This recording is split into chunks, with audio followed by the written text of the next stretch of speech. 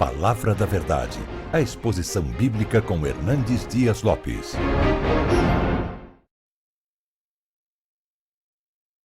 Eu quero compartilhar com vocês hoje o texto que está em Marcos capítulo 4.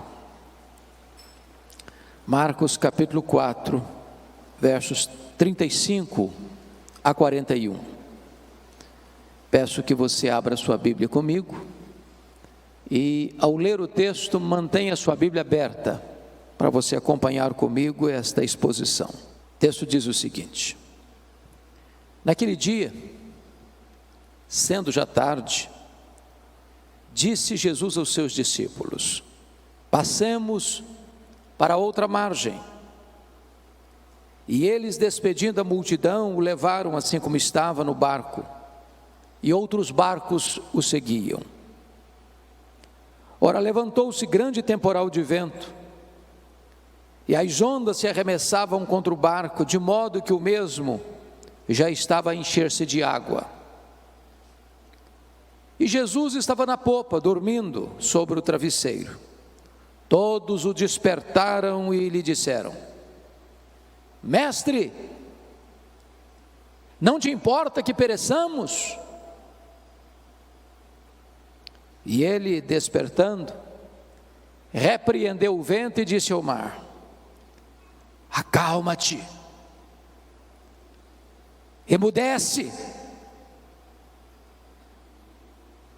E o vento se aquietou e fez-se grande bonança. Então lhes disse: por que sois assim tímidos? Como é que não tendes fé? E eles, possuídos de grande temor, diziam uns aos outros: quem é este, que até o vento e o mar lhe obedecem? Amém? Eu queria pensar com vocês sobre o seguinte tema: não desanime, não tenha medo, Jesus está no controle. À guisa de introdução, quero falar 4 fatos que são importantes para a nossa reflexão nesta manhã. O primeiro deles é que as tempestades da vida existem, e elas são reais, elas estão absolutamente presentes na nossa vida, porque são inevitáveis. Elas chegam, e chegam para todos. Chegam para aqueles que estão no palácio e aqueles que estão na choupana, para os mais cultos aos iletrados. As tempestades são democráticas, elas vêm, mas hoje ou mais amanhã, elas vêm, são inevitáveis, não tem como você se blindar, não tem como você viver numa redoma de vidro. A vida não se desenrola num parque de diversões. A vida não é um jardim grinaldado de flores. Cruzamos desertos tórridos, vales escuros,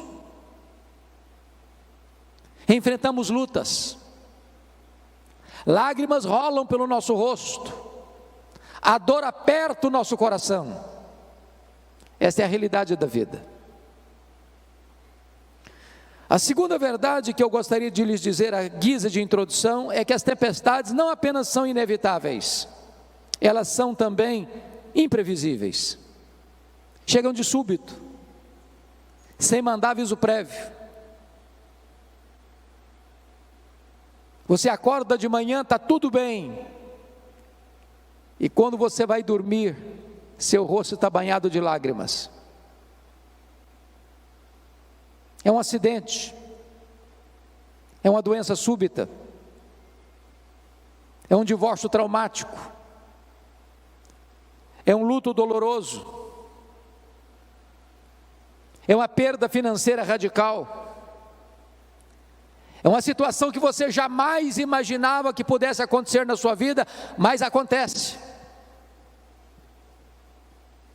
Pegando você de surpresa, botando a sua vida de ponta cabeça.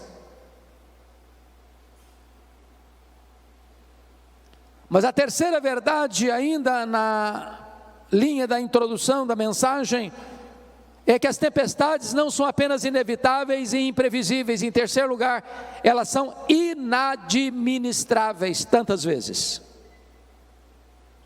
As coisas fogem do seu controle. Você quer ir para a direita e o seu barco é jogado com fúria para a esquerda. Você quer avançar e você recua. Aquilo que parecia tão fácil de resolver, de repente se transforma num monstro na sua vida e você não consegue mais resolver. É um filho criado com todo zelo, que de repente entra na adolescência, se envolve com coisas perigosas, amizades perigosas, se desvia, entra nas drogas, transtorna a família.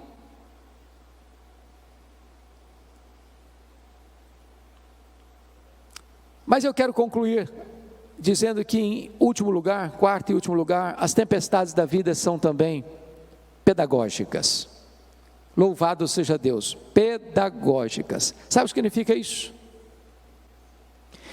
Tudo que vem à sua vida, por mais carrancuda que seja essa providência, pode isso estar fora do seu controle, mas não está fora do controle de Deus. Deus tem um plano nisso. Deus vai usar essa experiência dolorosa de tempestade, não para destruir você, mas para tonificar as musculaturas da sua alma. Não para levar você ao naufrágio, mas para conduzir você a uma experiência mais profunda com Ele.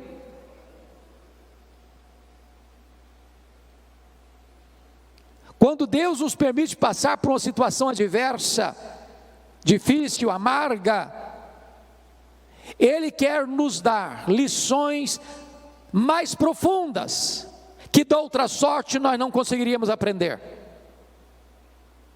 Então, dito isto, a título de introdução, peço que você, com a Bíblia aberta comigo, passemos a considerar algumas lições desta passagem.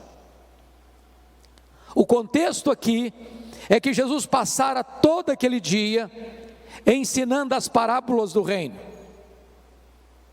E se você já falou, deu aulas, pregou um dia inteiro, você sabe que ao final do dia você está exausto.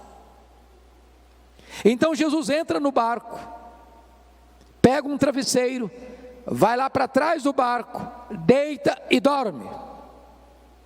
Mas antes disso ele diz para os discípulos: passemos para outra margem.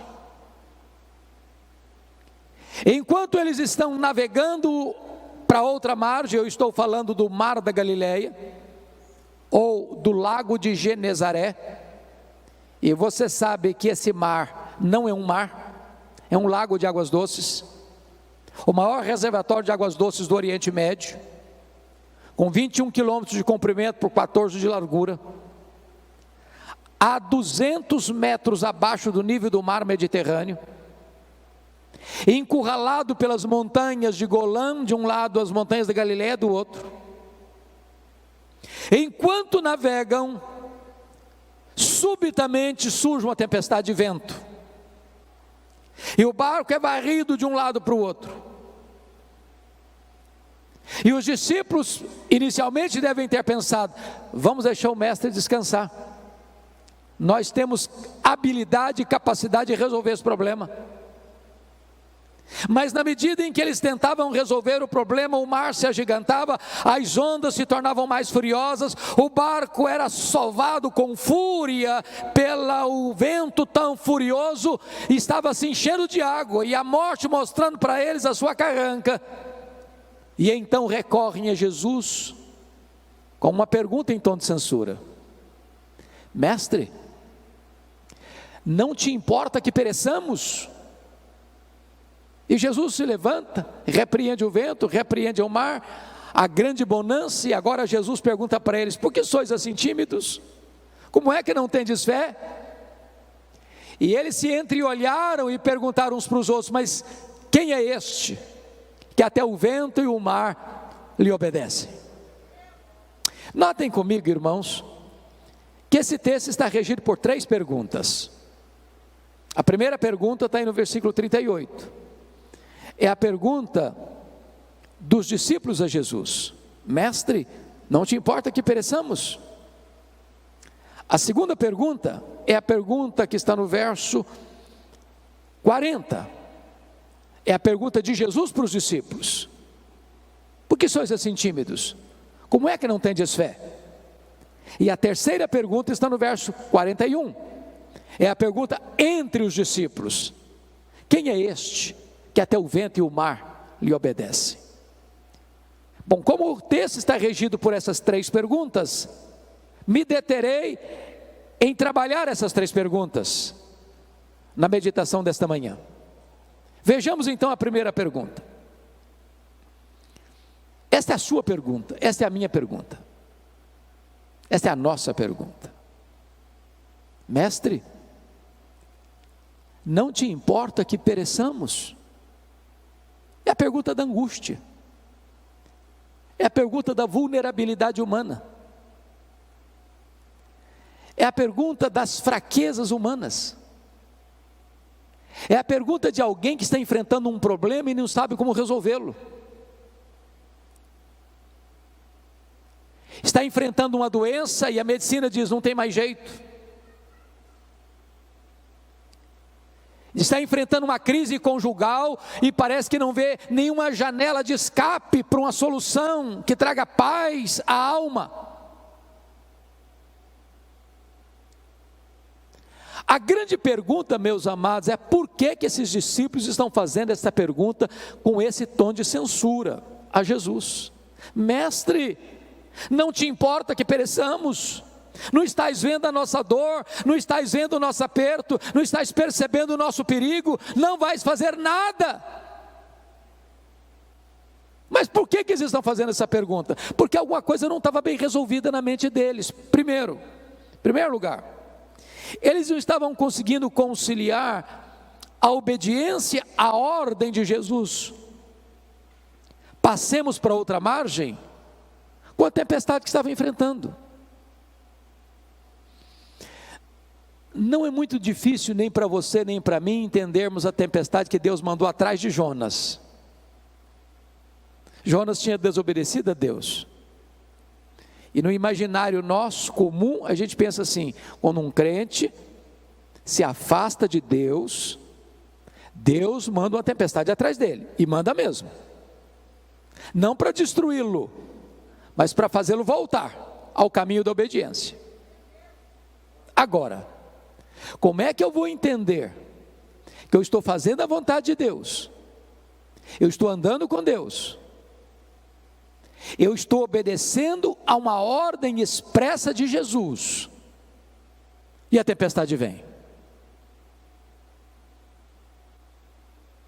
E a tempestade chega, e o vento contrário começa a me ameaçar. Na cabeça deles, isso não estava bem resolvido, porque a nossa expectativa é essa: se eu estou andando com Deus, vai dar tudo certo, nenhum imprevisto vai acontecer.